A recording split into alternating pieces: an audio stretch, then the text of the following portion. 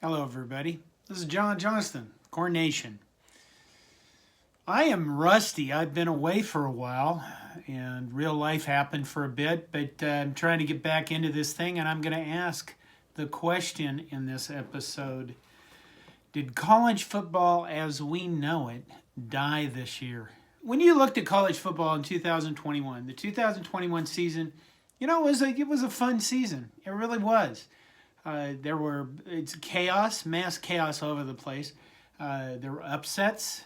At the beginning of the year, you look at it and you think, okay, Alabama's going to be in the playoff, and Clemson's going to be in the playoff, and then probably Georgia and Ohio State. And Ohio State lost early to Oregon, and quite frankly, looked really crappy in their loss. And then they lost later to Michigan, something that hadn't happened in many years. And it was good for the Michigan people. And Ohio State is in the playoff. They're going to the Rose Bowl. Clemson turned out to be based on Trevor Lawrence. I guess they were not very good at all this year. So they're actually playing in the Cheez-It Bowl in a little while. And it was fun. It was a lot more fun. And then you got Nebraska every week.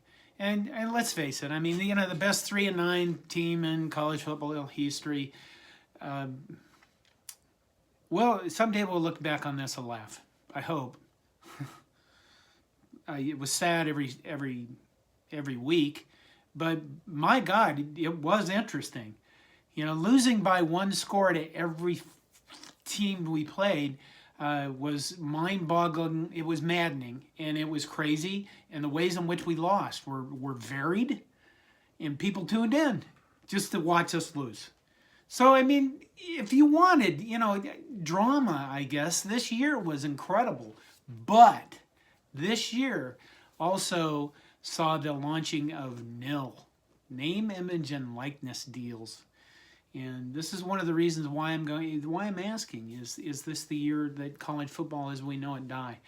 Alabama's Bryce Young hit $1 million in his nil deal. That means you have a college quarterback being paid, basically making $1 million, but he's still in college.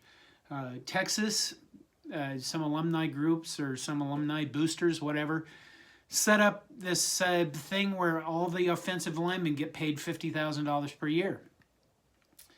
I guess there's JaQuincy Kool-Aid McKinstry that plays for Alabama. Got a deal with Kool-Aid, and there you go. Probably the biggest one was Quinn Ewers that left high school a year early to go to Ohio State. Got a $1.4 million deal with GT Sports Marketing. I don't know if he ever actually got paid for it, but that was the thing. He left high school a year early, arrived at Ohio State. I think he got 2 snaps, and now he's in the transfer portal, something we'll get into next. Now you can look at this. I think there's a lot of people that looked at this and said this whole thing is ruining college football because Texas obviously has gobs of money, and they can afford to just pay every offensive lineman $50,000 a year. Alabama obviously can have guys that are paying Bryce Young $1 million a year. The comment about Alabama is the best college football team money can buy. It's been around for years like that. But I think it's really taken the amateurism out of the sport and put it to the professional level. And I wonder if that's damaged our feelings about our sports teams and the people that play them. I mean, for a long time, the NCAA fought this. And they fought it because this would ruin college football forever. This would destroy the sport. And let's be honest. College football is a sport that is worth billions, untold billions of dollars, and it's been built largely on unpaid labor. So from the aspect of the college athlete, they can now get things. I don't know about how your life was when you were in college, but I was broke all the time. $50 a month or $100 a month would have been, I don't know, pretty awesome to have. Not even that much money to me now. But, when you're in college, every bit helps. And I think that, from my perspective, I think the name, image, and likeness thing is a good thing for college sports. I think it's going to take a while to work itself out. It's probably going to separate. Here's the other thing. It's going to separate the haves from the have-nots. But then you saw, I can't remember the kid's name, the number one cornerback recruit in the nation, spurned Florida State and went to Jacksonville State, where Deion Sanders is the coach, all because of, a nil deal. So maybe the lower colleges or the smaller colleges, if they have some boosters that are interested, and they can pull players out of the system and get them into smaller colleges, and I don't know, maybe it'll even the keel, even the playing field. That's what I meant to say. So, but did it change our attitude about the way we look at college sports? That's really what I'm getting at here.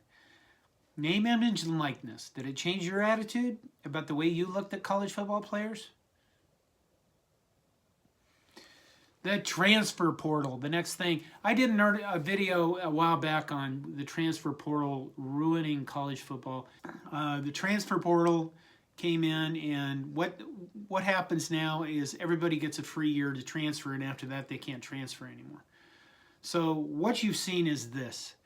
You've seen this idea that coaches are really going to pay a lot of attention to the transfer portal, more than they might than recruits out of high school. Because the recruits out of high school could come to your school for 1 year and transfer and play somewhere else 1 year later. But if you get a guy in the transfer portal and he comes into your school, let's say a quarterback, he can't transfer out after that without sitting out a year. So coaches are probably going to pay a lot more attention, especially to quarterbacks, in the transfer portal than they are high school recruits. A lot of times the guys that are in a transfer portal might have some experience, and they might show whether or not they're mature enough to play at the college level. So this is a whole dynamic that's changing for how coaches are going to manage their rosters. You know that if a quarterback comes, like Ohio State, they get 16 five-star quarterbacks or whatever it is. C.J. Stroud played most of the year. It's pretty clear that C.J. Stroud became a pretty decent quarterback by the end of the season, and he's going to be the starter unless he gets injured. So Quinn Ewers was out of there. And if you're a good, highly ranked quarterback, you're going to go into the portal and you're going to move. And again, what I'm asking here for comments on is all of this changing your attitude towards college football? Does it change your attitude toward players? I mean, if you fell in love with Adrian Martinez and now he's gone, he's going to go play at Kansas State next year, does that bother you? Or do you think it's the best for Adrian Martinez? Take that guy out of the equation. Chubba Purdy, I guess, is a Florida State quarterback that's in the transfer portal, might come to Nebraska. I mean, how do you feel about that? I know there's this whole thing about the fact that, well, there's no loyalty. There's no loyalty from coaches either. This is a business. Guys get fired. Nebraska fired guys before the season was over this year. So the whole concept, loyalty is just a word you use to hold somebody in their place. If you really attach a lot of meaning to the word loyalty, I got to wonder really what your mind is you really just want to control people without incentives. So I don't think that that's a healthy thing. People should just be loyal, but we'll get more. We got more coming. So the transfer portal, again, did it change or is it changing your attitude about college football? Next step, the bowls. I think we're looking at the death of the bowl system. Maybe. There's a lot of you guys that go, well, it's meaningless football. These are meaningless games. And to that, I have to ask you, are you even a college football fan? Because the bowls, there's too many bowls. That's like saying there's too much college football. And could there be too much college football? Is that a thing? What are you so angry about that for? Because, right, in a little bit, who is it? Oregon's going to play Oklahoma? Clemson's going to play Iowa State? these are matchups you wouldn't get otherwise because teams don't really play a heavy schedule. Look at Iowa's preseason schedule, pre-conference schedule. It's garbage. Baylor for years has been playing like high schools. So you look at non-conference schedules across the nation now, and they're pretty much garbage. And you look at Nebraska's schedule. We played Furman. Ooh, that was exciting. Go back and compare those to the non-conference schedules of the 80s when we didn't play FCS schools, and those schedules were much better. And so now you get the bowl games, and you get matchups you get to see that aren't teams that are ever going to play each other otherwise, and they're kind of fun. The playoff expansion this year, publicly the playoff committee came out, and they run the playoff. The NCAA does not run the college football playoff. The playoff committee came out and publicly started talking about expanding to 12 teams. And I think a lot of that, people got much more interested in that, and they kind of look at the bowls and go, meh. And here's a different take than you're going to get from everybody else, I think. I wonder if the big-time bowls are the ones that are going to be more damaged than anybody. Because those are the ones where the college football playoff is going to be at. And they're also the ones that are going to be inhabited by teams who are mad they didn't get into the college football playoff. And the example this year is Ohio State. Ohio State has a gob of players opting out. In other words, they're not playing in the Rose Bowl. And there's players opting. Players have been opting out for a long time, but they're doing this more than ever now. And it's because they don't want to get injured playing a meaningless game because they're going to go to the NFL and get the big bucks. That's the dream. Now, I can't recall anybody ever opting out of the Rose Bowl. I mean, the Rose Bowl is the granddaddy of them all, right? And it's the big bowl, and that's why Jim Delaney didn't want a college football playoff system, because he wanted to preserve the sanctity of the Rose Bowl. And for years you heard Big Ten coaches going, "What's your goal, Bob?" "To get to the Rose Bowl." And here you got all these Ohio State players opting out of it, which is kind of a sign that nobody gives a shit anymore about the Rose Bowl. Nobody gives a shit about any of these bowls. I mean, if you're a player, I quite frankly think the Cheez-It Bowl is going to be fun to watch forever. So the big take I have for you is this. Maybe the big bowls are more endangered than the small ones, because the small ones, they don't have to take themselves so seriously. I mean, if you go out and look at the Cheez-It Bowl, for example, on Twitter, that Twitter account has fun. The Cheez-It Bowl people have a lot of fun. And what do we got coming up? The Duke Mayo Bowl, where the winning coach has to take a bath of mayo? That sounds like the grossest thing I can think of. Well, I mean, within reason. The smaller bowls might, you might be interested. They might be just looking at this and going, we're going to be entertaining. We know we're not going to, bring in the giant teams and big matchups, but we're going to have a ball. And that's the spirit of college football, isn't it? Having fun and enjoying the greatest sport in the world. You got name, image, and likeness. You got the transfer portal. You got the bowl system and the playoff system.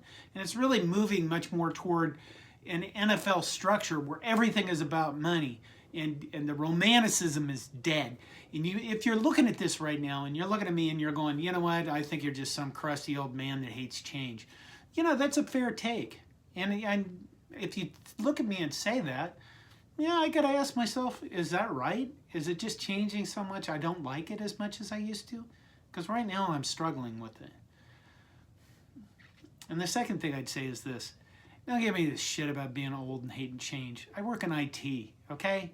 I do upgrades for people. Everybody hates change. It's just when you're young, you lie to yourself and you complain about old people. I did that when I was young. Now I'm old. I complain about old people.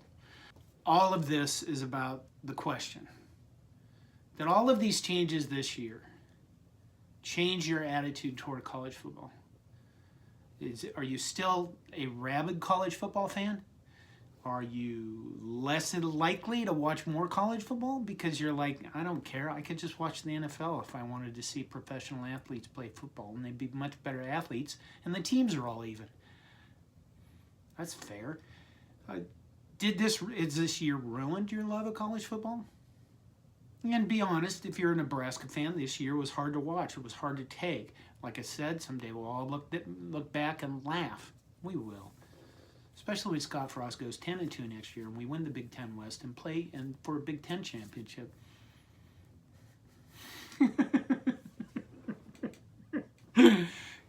Could happen. Anyway, that's the question. I want to see comments. If you made it this far, thanks. Please subscribe. No, I haven't been around much. I'll try to do better. You know what I was doing? I was out upgrading myself with this swanky new robe and these new glasses that make me look somewhat like a serial killer or a guy likely to start his own cult. You can join. That's all I got for now. I hope to do a season review before the end of the year, but we'll see. Thanks for listening. Thanks for watching. Take care of yourselves. Happy New Year. Go Big Red.